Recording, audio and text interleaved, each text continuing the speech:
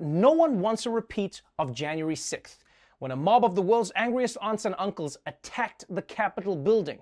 And we all watched the riots live on the news that day. But as time goes on, we're finding out that the situation was even crazier than we thought. New details tonight show just how close the violent mob got to the vice president and his family. As the mob chanted, "Hang Mike Pence," and a makeshift gallows went up, the vice president, his wife, and daughter were just seconds away from being spotted, according to the Washington Post. At one point, they were hiding less than 100 feet from the violent crowd, attacking police officers, journalists, and others. And the chilling search for Speaker Nancy Pelosi. Inside the Senate chamber, insurrection. There's got to be something in here we can use against. Is this the Senate? Where the are they? Where are they? While we're here, we might as well set up a government. Hey, let's take a seat, people! Let's take a seat! Hey, Nancy Pelosi. Let's vote on some shit! You know, I used to blame lawmakers for not getting anything done, but now I'm starting to think that maybe it's the Capitol building that jams up Congress. Because did you see this mob? They came in with the goal to overthrow the government, but then once they got in, they were like, yeah, let's throw this thing. You know what? Maybe we should vote on something. I don't know. Actually, guys, let's adjourn for the day. We'll come back tomorrow, and we couldn't get anything done. And if you didn't believe it before, this is how you really know that Trump supporters are a cult. Because they wanted to hang Mike Pence for finally accepting the election results. Mike Pence, people. No one has been more loyal to Trump than Mike Pence. While Trump was screwing America over the last 4 years, Mike Pence was gently guiding his hips from behind. Now you're calling him a traitor? Mike Pence? And I know people don't like him, but I, for one, am really glad that this mob didn't hurt Mike Pence, because I think we could all agree that no one should have to die a virgin. Now, since that day, the FBI has rounded up over 130 people so far for taking part in the assault on the Capitol. And if you're wondering, how on earth did they find all these people? Well, it turns out it was all on the gram. The man posing beneath the sign above Nancy Pelosi's office is a firefighter from Florida, Andy Williams. We're all trying to get into the Capitol to stop this. A corporate lawyer from Dallas, Paul Davis, posted this video and was quickly identified by his boss. Nicholas Rodin wore his work ID badge around his neck. This man posted a selfie, smoking a cigarette with the caption, "Hello from the Capitol, LOL." The man who put his feet up on Nancy Pelosi's desk is 60-year-old Richard Barnett, known as Big O. I left her a note on her desk. It says, "Nancy Big O is here, you." And this fellow, Derek Evans, live streamed the moment he and other members of the mob broke into the Capitol. Derek Evans is in the Capitol. No, guys, you can't be serious. Has it really gotten this bad that social media has poisoned us to the point where we're going to live stream our treason? And I love how some MAGA people were like, this is our 1776. Yeah, guys, you didn't see George Washington crossing the Delaware like, I do declare, selfie.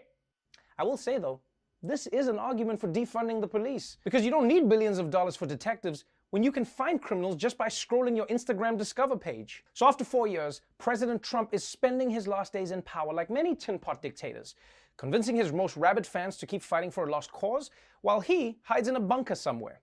But whether you hate Trump, or whether you just mildly dislike him, you have to admit a few things about this man. Number one, he has changed American politics forever. For starters, the red phone in the Oval Office will always call McDonald's instead of the Pentagon. That's not going to change. Also, he's completely dropped the bar for presidential behavior. I mean, in 10 years, a president could pee in the middle of a press conference and everyone will just be like, huh, I guess he just had to go. Also, you gotta admit that Trump, from the time he ran for president, he's been consistent. You know, the victimhood and the racial resentment that came down that escalator in 2015, well, those are the same that ended up at the Capitol on January 6th. And because Trump has been so consistently bad, because he's been so consistent at being himself, he's exposed how bullshit so many other people are. For instance, Fox News. They spent all of 2020 screaming that Blue Lives Matter. The way Fox News defended police during the George Floyd protests, you would have thought that opposing police brutality was the same thing as killing police. But then, when their people stormed the Capitol and police at the Capitol were beaten and actually killed. 2 officers were actually killed. All of a sudden, Fox News is saying this. These are not conspiracy theorists motivated just by lies. That's a bunch of nonsense that people want to tell us. These are people that understand first principles. They love freedom and they love free markets. And they see exactly what the anti-American left has done to America. So many of them are just patriotic, well-loving Americans who are frustrated that their institutions of government, of media, have let them down. A lot of these people are not dispossessed. They're not some, creepy androgynous blogger who shows up to burn things down. They're like kind of solid Americans. Ah, I get it now. These people weren't creepy bloggers. They were solid law-abiding Americans. And nobody is allowed to kill cops except for the people who respect cops. They can do whatever they want. Also, where the hell did "they love free markets" come from? Free markets? I wasn't picking that up when people were smashing windows and breaking the Capitol down. Free markets? Free markets are not something that drives a riot. No one's ever slapped someone over a free market before, much less murdered a police officer. Look, man, the point is, you guys clearly don't care about cops. You only care about the idea of using cops to keep black people in their place. So please, miss me with that bullshit. Also, Lindsey Graham. Whether you're a liberal or conservative, everyone should agree that this asshole, this Cracker Barrel mascot, is a weasel. The worst weasel of any kind, because after the Capitol was stormed, and it looked like Trump was done, he gave a big speech about how he was done supporting Trump because Trump took it too far. He just took things too far. Oh no. But then the next week, he was suddenly flying on Air Force One again because he realized Trump wasn't out, and then he started blaming the attack on the Democrats. Senator Lindsey Graham placing blame for the Capitol Hill riot on House Speaker Nancy Pelosi. Watch this. What happened on January the 6th was one of the low points in my time in office. It was horrendous to see people come and take over the Capitol, the House and the Senate, beat officers, defile the seat of government. How in the hell could that happen? Where was Nancy Pelosi? It's her job to provide Capitol security. Yeah, Nancy, why weren't you in your office when people were coming to kidnap or kill you? What were you hiding? Yourself? Aha! We got you, Nancy. We got you. What did Lindsey Graham expect Nancy Pelosi to do? Huh? Set up booby traps in the Capitol like an old age Home Alone? Please, please miss me with this bullshit. And this also goes out to all those Republicans who spent 4 years backing a president who called his opponents un-American and enemies of the people. But now that he's getting impeached and might be held accountable, all of a sudden, it's time to move on. Today is a moment for members of Congress to put aside partisan politicking and place people over power. We should be focused on bringing the nation together. We must be bigger and better than the most base of instincts that have been driving our political discourse. It is destroying us. Let's link arms with one another and begin to heal.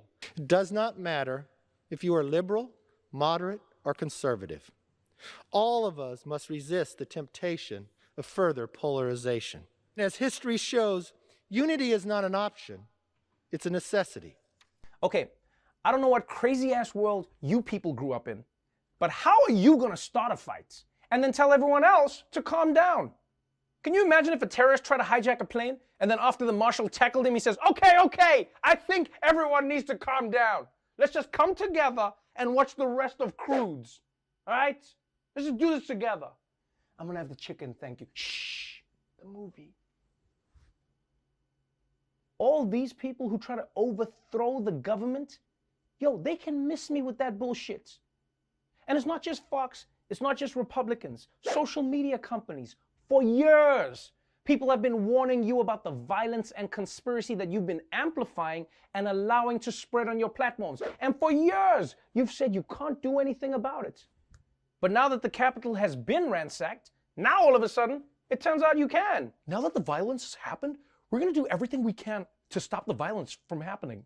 I mean, I don't know if I'm the only one, but I think it's really funny how social media companies said that they don't have a magic button to stop hate online. But then when Trump lost, suddenly they were like, oh, we do have that button. Here it is. So what? Now these companies want a cookie for doing the right thing too late? Miss me with that bullshit. I will say though, it was funny that random apps that had nothing to do with Trump also decided to pile on the Trump ban. Like when Spotify and Pinterest banned Donald Trump. What was that for? What, did Spotify think that Trump was going to release a mixtape? What's the Pinterest ban for? Is Trump going to put up border wall images on his page? Although, it would be funny if Spotify was actually the thing that broke Donald Trump's heart. Like if he was just sitting there like, I don't care that they blocked my Twitter or my Instagram or Facebook. I've still got my Spotify. Look, man, here's the thing.